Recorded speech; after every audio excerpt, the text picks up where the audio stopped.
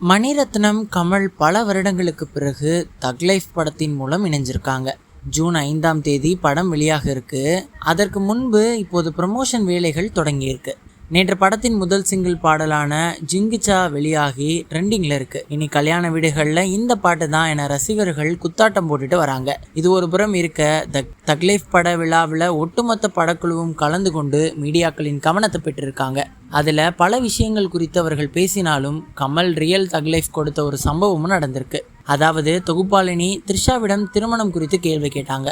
அதற்கு அவரும் பார்க்கலாம் என நாசுக்காக பதிலளிச்சிருந்தாங்க. உடனே கமலிடம் என்ன சார் இப்படி சொல்கிறாங்க என கேள்வியை திருப்பி விட்டாங்க.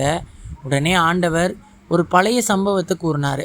அதாவது, MP ஜான் பிரிட்டாஸ் கமலிடம், நீங்கள் ராமரை கும்பிடும் பாரம்பரிய குடும்பத்தை சேர்ந்தவர், இப்படி 2 கல்யாணம் செய்வதெல்லாம் சரியா என்று கேட்டிருக்காரு.